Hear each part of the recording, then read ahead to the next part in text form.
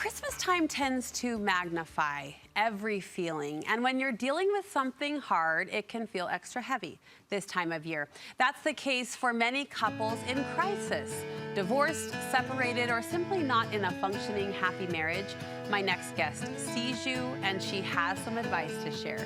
Studio 5 marriage and family contributor Dr. Liz Hale joins me. Always great to see you, sister. Merry Christmas. And I really appreciate you acknowledging this little tender spot that a lot of families and couples might be experiencing this time of year. You know, I love what Albert Einstein said. He said there's only two ways to live. One as if nothing is a miracle, and the other as if everything is a miracle. So I think the most important step is really learning to be able to say yes. Yes to what life hands us. It's so easy, I think, Brooke, to get stuck in the no, I don't want this is not fair, this is not right, I don't like this, and we get even more stuck, right, in that depression and that cycle, instead of saying, you know what, I got to make peace with this. One of my very dear friends was diagnosed with cancer several years back, and I thought the way she handled it was remarkable. What she said is, instead of why me, she said, you know what, why not me? Breast cancer is rampant. I guess I'm just taking my turn. And I can't help, I don't know that attitude really has a place when it comes to recovery with cancer. I really don't, I'm not smart enough to know that.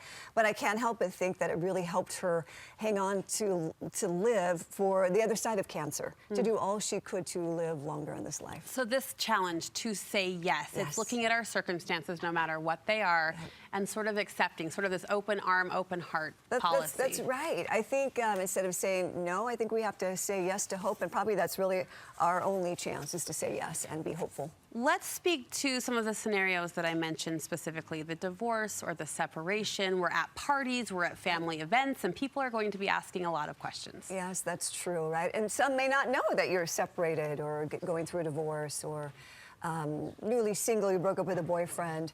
So I think it's really important to go to that party and to just go, and this is for a celebration, right? This is a moment in time. We can't put a little bit of grief aside.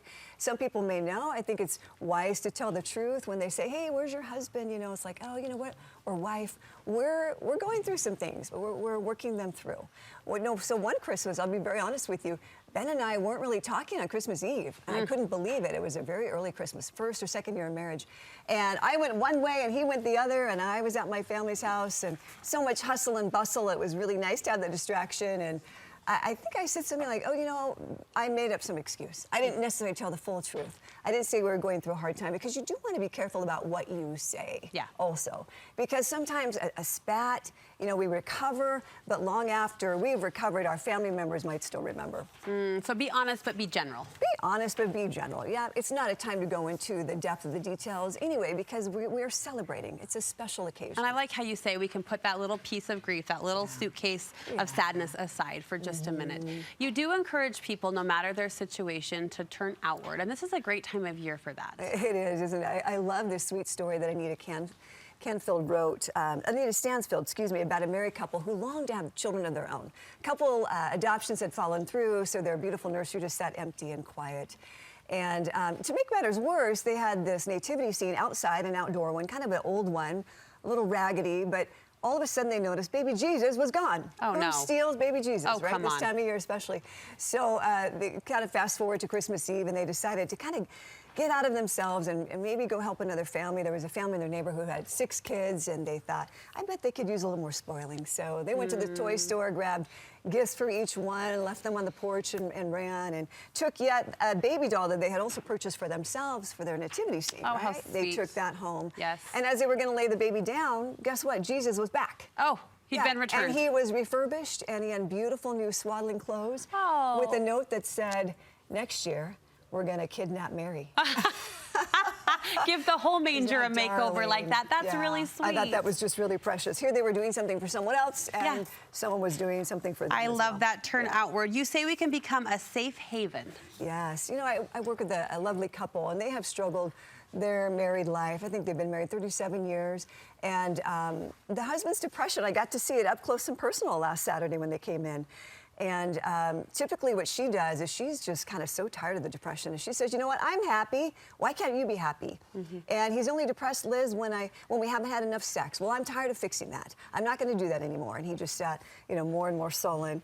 And so we put their 2 chairs together on the separate couch chairs, and she just put her arm around him and just kind of held him and said, you know, I love you, I'm here for you. And they eventually just put their 2 foreheads together, and it was just quiet. And he just got just a little bit happier and happier. And he said, this is really all I need. It's not sex I need, it's just this. And she said, well, that I can do. So it's being that safe place for people to land. What a lovely absolutely. example. No matter of what's that. going on. And I think depression's fairly common this time of year. Yeah. You know, it's just not unusual. Yeah.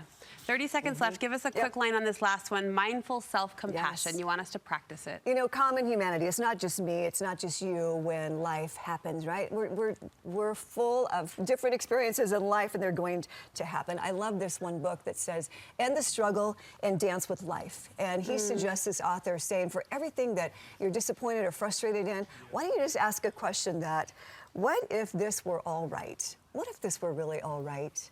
What if it was going to be all right? You know, I think at the end, when all is said and done, we really need to draw on our strength and not our weaknesses. And we can do that because we have so many more strengths. So many people have had the worst things happen in life. We know some of them. Some of them are famous and write books, and they have come out victorious. Yes. So it inspires me too. We can too. Theme of the season, actually. Yeah, Liz, thank you so much. yeah, We love you. yeah, Merry Christmas. likewise.